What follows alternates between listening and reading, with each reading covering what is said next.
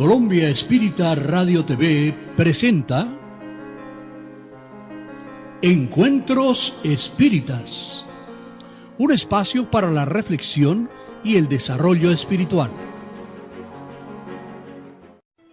El espiritismo no es un descubrimiento moderno. Los hechos y los principios en que descansa se pierden en la oscuridad de los tiempos, porque se encuentran sus huellas en las creencias de los pueblos, en todas las religiones, en la mayor parte de los escritos sagrados y profanos, solo que los hechos incompletamente observados han sido interpretados con frecuencia con arreglo a las ideas supersticiosas de la ignorancia y sin haber deducido de ellos todas las consecuencias. En efecto, el espiritismo está fundado en la existencia de los espíritus, pero no siendo éstos más que las almas de los hombres. Desde que hay hombres hay espíritus. El espiritismo, pues, ni los ha descubierto ni inventado. Si las almas o espíritus se manifiestan a los vivos, es porque esto es natural, y desde luego han debido hacerlo en todas las épocas. Así es que todas ellas y en todas partes se hallan pruebas de sus manifestaciones, las cuales abundan mayormente en los relatos bíblicos. Lo moderno es la explicación lógica de los hechos, el conocimiento más completo de la naturaleza de los espíritus, de su misión y de su modo de obrar, la revelación de nuestro estado futuro y, en fin, su constitución en cuerpo científico y doctrinario y sus diversas aplicaciones. Los antiguos conocían el principio, los modernos conocen los detalles. En la antigüedad, el estudio de estos fenómenos era privilegio de ciertas clases que no los revelaban más que a los iniciados en sus misterios. En la Edad Media, aquellos que se ocupaban de ellos ostensiblemente eran vistos como hechiceros y se les quemaba. Pero hoy no hay misterios para nadie y a nadie se le quema. Todo se hace a la luz del día y todo el mundo está dispuesto a ilustrarse y a practicar, porque en todas partes se encuentran médiums y cada uno puede serlo más o menos. Allan Kardec. ¿Qué es el espiritismo?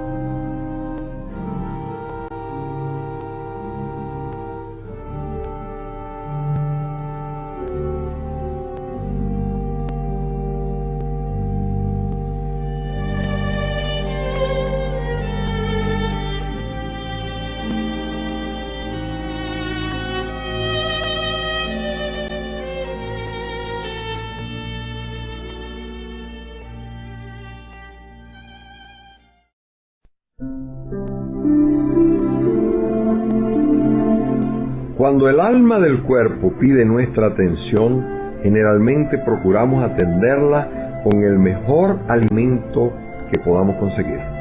Compramos las mejores y más sabrosas verduras y frutas. Lavamos los alimentos en agua corriente y usamos productos para matar los gérmenes. Cocinamos con esmero para que el sabor quede de nuestro agrado, añadiendo condimentos variados. Cocinamos con esmero para que el sabor quede de nuestro agrado, añadiendo variados condimentos para conseguir aquel punto que nos produzca la satisfacción al paladar. Rodeamos la preparación del alimento con todos los cuidados de la higiene para evitar contaminaciones o problemas físicos. Y todos estos cuidados con aquello que será destinado a nuestro estómago para ser transformado en fuerza, en energía o en residuos. ¿Por qué motivo nos negamos a actuar con semejante celo para con los alimentos que ofrecemos a nuestro espíritu?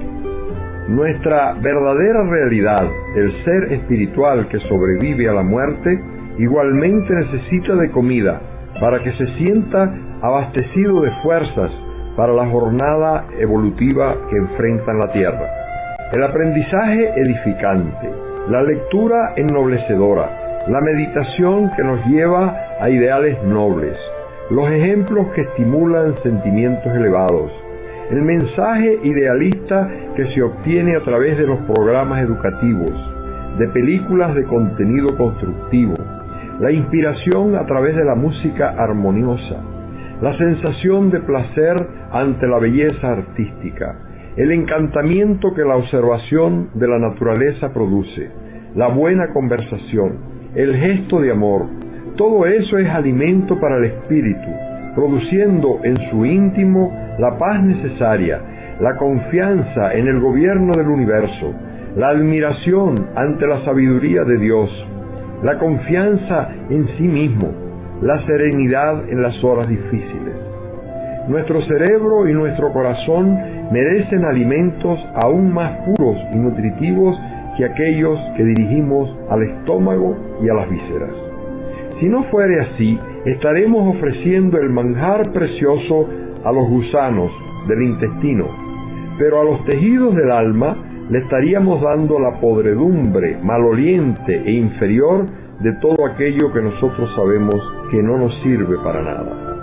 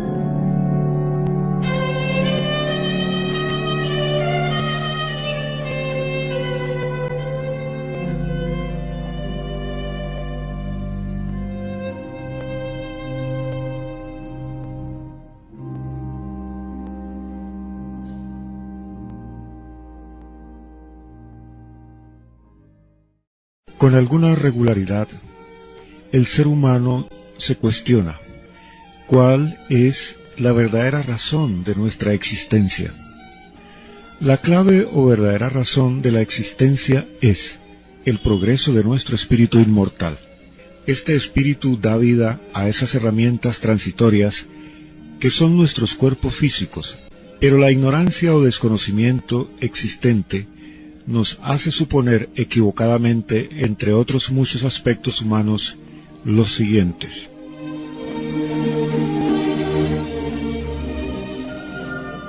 Que acumular riquezas materiales debe ser la mayor aspiración, agravado esto de si sólo sirven para satisfacer mezquinos intereses personales y no para compartirlas en realizaciones que faciliten la oportunidad de lograr una tarea remunerada por parte del ser humano en otras obras de bien.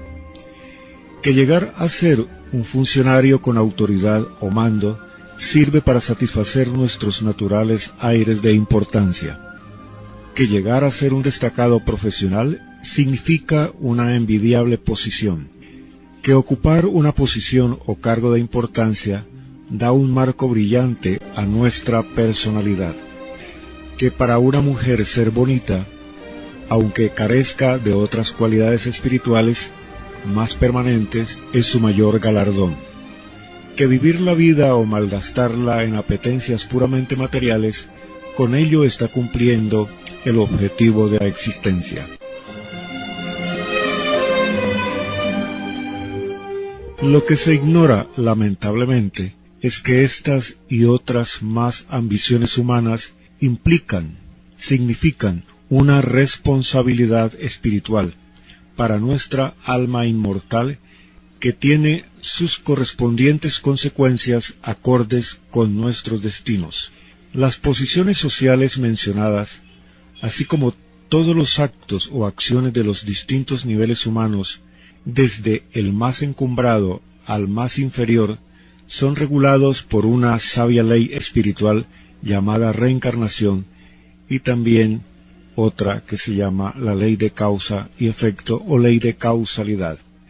Daremos una idea general de alguno de los alcances de estas leyes y diremos que, análogamente a como sucede en la vida común, en que para pasar de grado debemos dar un examen o prueba de competencia o capacidad, los actos humanos señalados precedentemente y muchos otros constituyen también una prueba de capacitación espiritual del que dependen nuestro progreso espiritual, nuestro estancamiento o tener que repetir la prueba quizás en peores condiciones que anteriormente.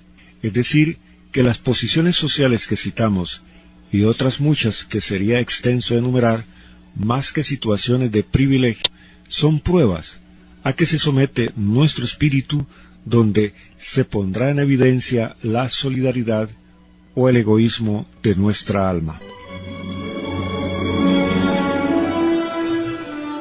Una muestra de que Dios en todos los tiempos ha señalado el rumbo a sus hijos lo prueba ese decálogo sin rótulos o denominaciones religiosas llamado Evangelio, o palabras como esta: solo por el amor será salvo el hombre, y sin caridad no hay salvación, debiendo entenderse no sólo la caridad material, sino también la caridad moral o espiritual, como la tolerancia, la compasión, la bondad, la comprensión, etc.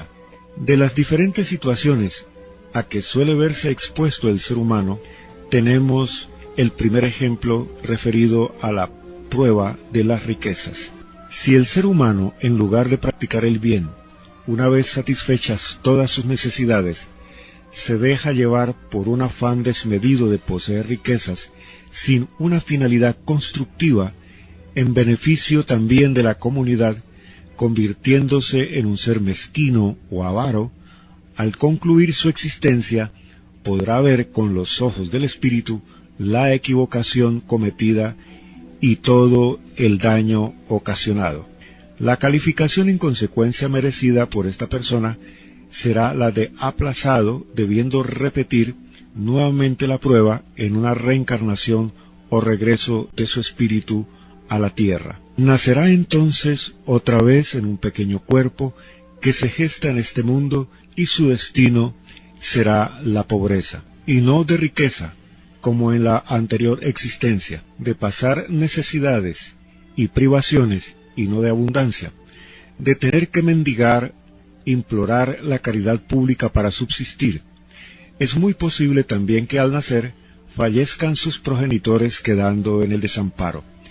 Esta prueba, este destino que él mismo se fabricó por egoísta, por insensible, por indiferente a las leyes espirituales, por falta de solidaridad o por ignorancia, le hará sentir en carne propia cómo es la situación de aquellos que pasan necesidades y privaciones.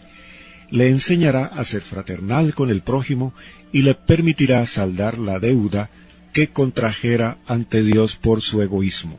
No obstante lo señalado, usted debe haber sido testigo de que algunos mendigos, o sea, los que anteriormente fueron ricos egoístas en otras existencias, no han podido aún vencer la avaricia de sus almas, y se los ha descubierto acumulando dinero sin un porqué verdadero, y para lograrlo privándose en el comer y en la indigencia de sus ropas.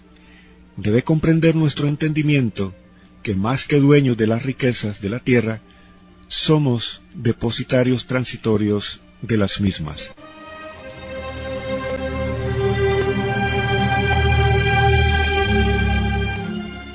En el caso del segundo ejemplo, si el destino de una persona le otorga la prerrogativa del mando o de la autoridad, y si en lugar de justicia, tolerancia y comprensión actuáramos con arbitrariedades, volveremos en una posterior existencia de nuestro espíritu aquí en la tierra en una posición social o destino subalterno inferior, teniendo quizás que depender de alguien exigente y arbitrario.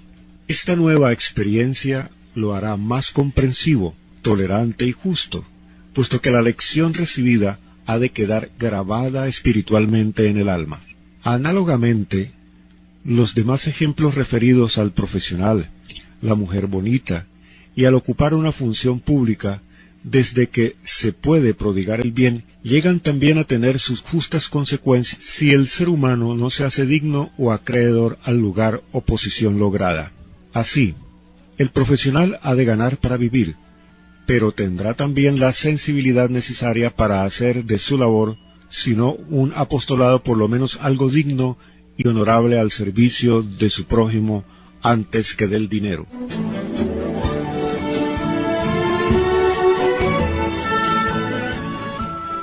La belleza solicitada por una mujer antes de nacer, ya sea en su rostro o en su figura corporal, suele poner a prueba las cualidades de su espíritu. La belleza física suele hacer caer a la mujer y aún al hombre de figura atlética y fuerte en la vanidad, el orgullo, el libertinaje y la vida fácil, con sus consecuencias, con sus consiguientes consecuencias morales y espirituales. Estos dos seres, al dejarse seducir por las veleidades de la materia en detrimento de sus espíritus y su moral, habrán malgastado sus existencias, y no será nada fácil pensar que en una futura nueva existencia sus espíritus nazcan en cuerpos feos, en sus caras y estéticamente, es decir, enanos, bajos, gruesos, etc. En esta nueva existencia aquí en la tierra, la inferioridad física los impulsará a buscar en las cualidades del espíritu, es decir, en la sencillez, la simpatía, la amabilidad, la bondad, etc., la compensación de lo que carecen físicamente, facilitando así la verdadera evolución o eclosión de las cualidades espirituales que son eternas y no transitorias como las bellezas corporales.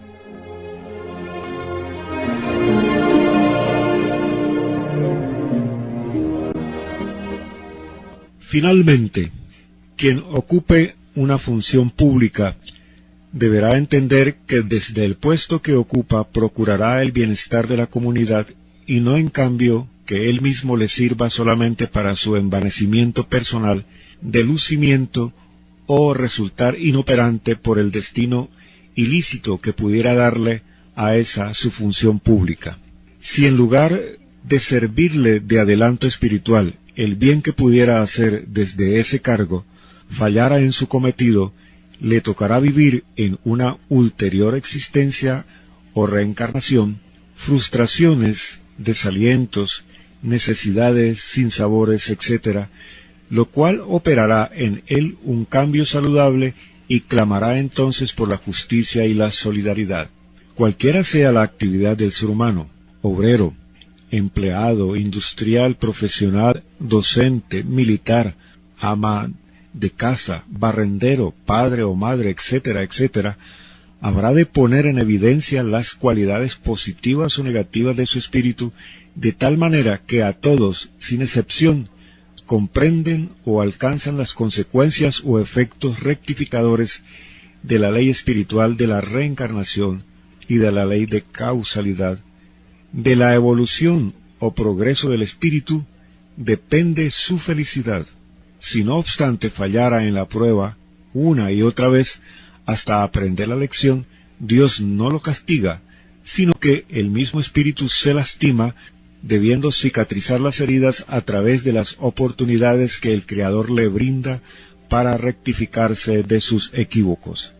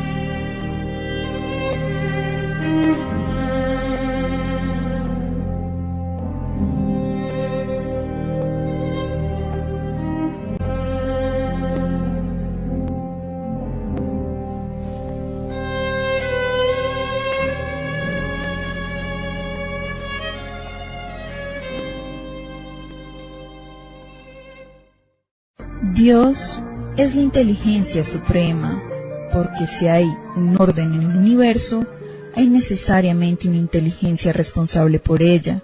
El efecto es el resultado de una causa, luego el efecto inteligente tiene una causa inteligente.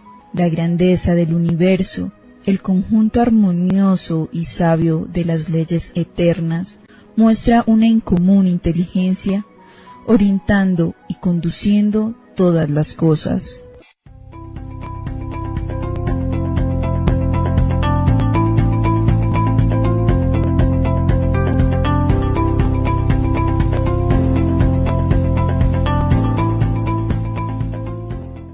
El espiritismo es absolutamente cristiano en su primitiva pureza, fundamentado en el Evangelio de Jesús.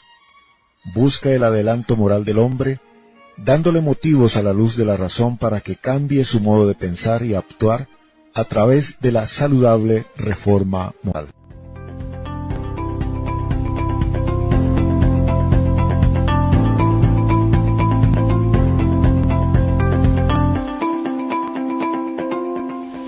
Al contrario de lo que afirma la ciencia, que admite solamente la existencia de la materia, no hay una, pero sí dos evoluciones paralelas, interdependientes, simultáneas, prestándose mutuo auxilio y cooperación, la del organismo físico y la del organismo anímico, el espíritu, vida y forma, espíritu y materia. Antonio Freire, en Ciencia y Espiritismo.